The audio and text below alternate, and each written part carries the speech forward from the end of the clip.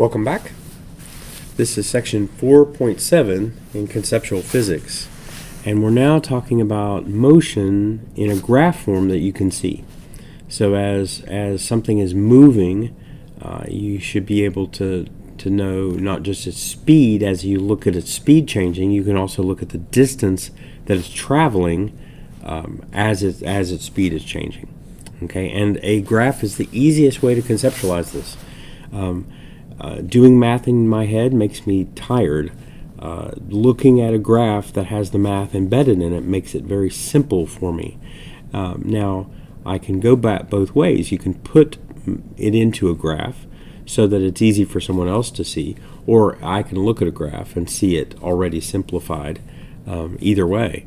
So on a speed versus time graph, the slope represents speed, okay, per time, or acceleration. It depends on what the axes are. Normally the x-axis on a graph is going to be time. So if you're taking displacement versus time, then your line, your shape on your graph, your curve, whether it's a straight line or curved line, is going to be velocity. If you take velocity divided by time, if you take velocity as the x-axis or as the y-axis and time as your x, then the line is actually going to be your acceleration. So we'll see that it depends on what you are dividing, because the line is a division problem. It's going to be y-axis divided by x-axis, and your answer is the line that you're looking at when you look at a graph. So equations and tables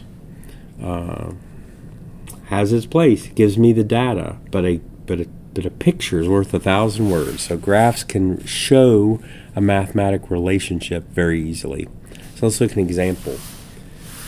If I take speed as my dependent or my y-axis, okay, speed in meters per second, and time on my x-axis, the line is a division problem. You're going to take, so in the first dot that you see there with the 10 and the 1, you're going to take 10 and divide it by 1. 10 and divide it by 1. This is a division problem. If you take 20 divided by 2, or 30 divided by 3, or 40 divided by 4, etc., that is the line. Okay, the line, the slope of that line, how steep that line is the division problem that you're looking at. Okay, so on a speed versus time graph, the speed of a freely falling object can be plotted on the vertical axis and time on the horizontal axis. And then when you have speed over time, you're going to see that it's accelerating at a constant rate.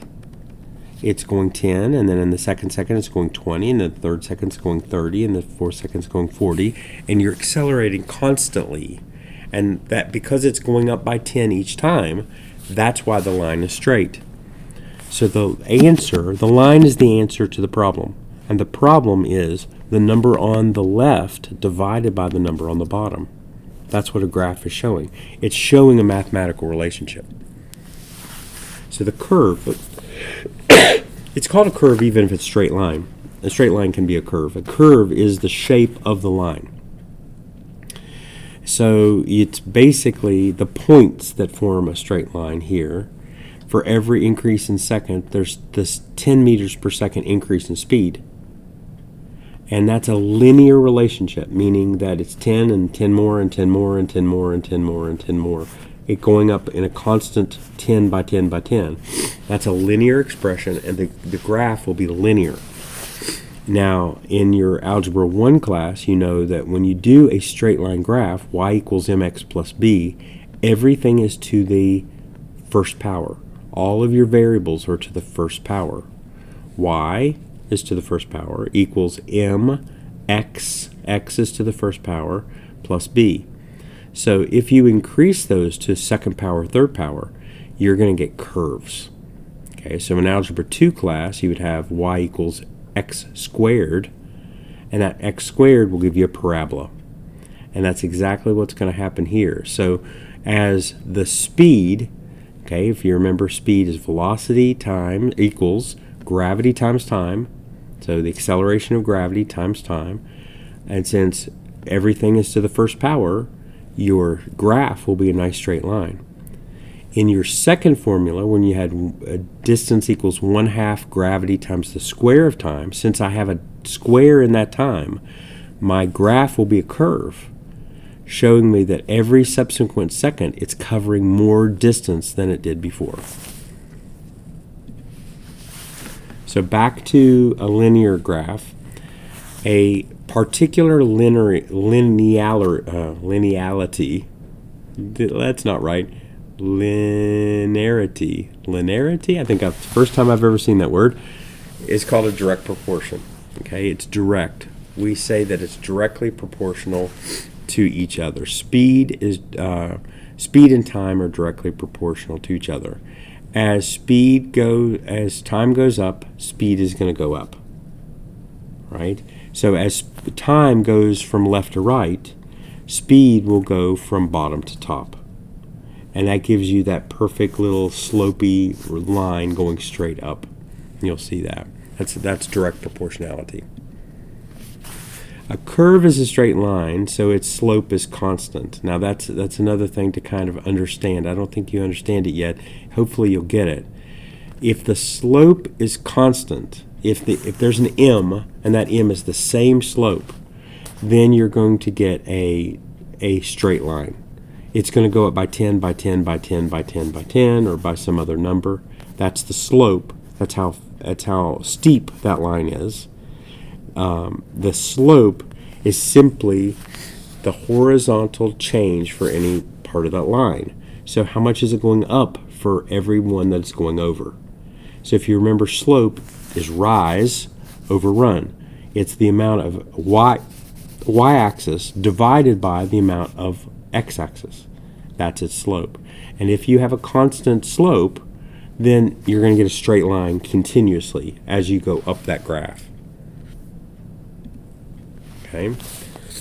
For 10 meters per second change in each second, okay, then the graph would go up by tens.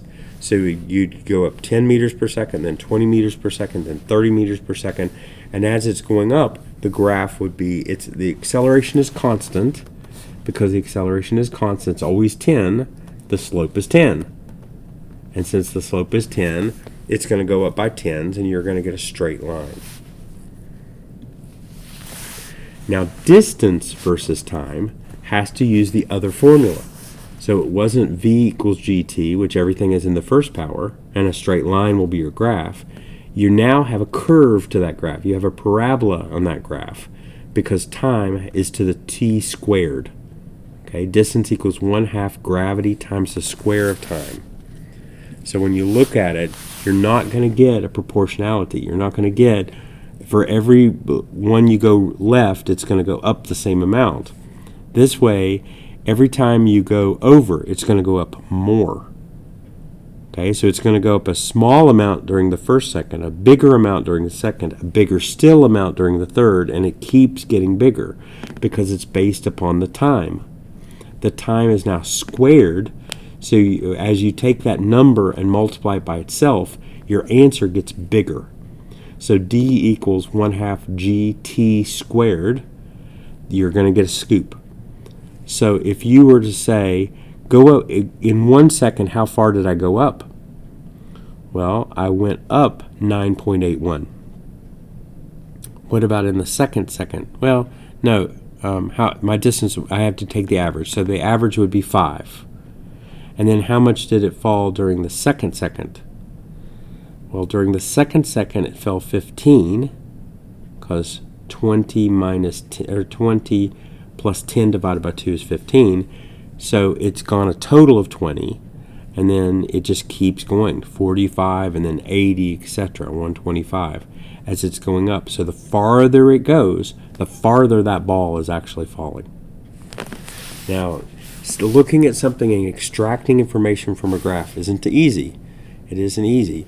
But I know for every one I go up, for every second I go over, it's going to go up a little, and then more, and then more, and then more still, and then more still. And that's what's causing the scoop in the graph. Okay?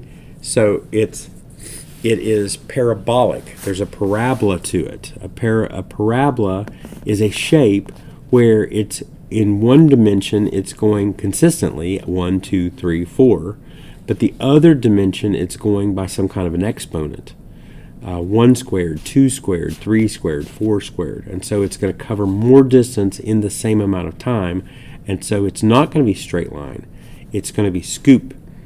Now, if I were going 55 miles an hour and I travel 1 hour or 2 hours or 3 hours, you would be able to determine my distance. But if I had money and my money was building on my money, and the more money I had, the more money I got, I would hope that my money would not grow in a straight line, but my money would grow in a scoop. The longer I go, the more money I have. I like that. Okay? Debt works that way too, so please don't ever get in debt if you can help it. So, the slope changes, all right? And the slope is the rate. So the slope of each point is the rate at which it's changing. And so that's the acceleration. The slope of the curve of a distance versus time graph is its speed. So if you take the slope any place on that graph, you can find the speed at that point. All right. Now on your straight line one, it's perfectly easy because every one will be that same. You can say in that first second it'll be 10 and 20 and 30. It's very, very predictable. It's a little bit harder to do a speed on a curved graph. You actually need calculus to do it, but it's doable. It just makes my head hurt.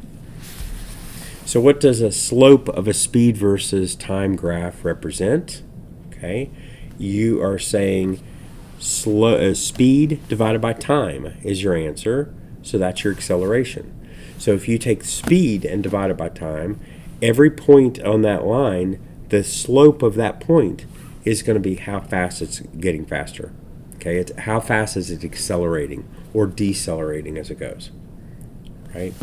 So, sorry it's hard. Please try to understand.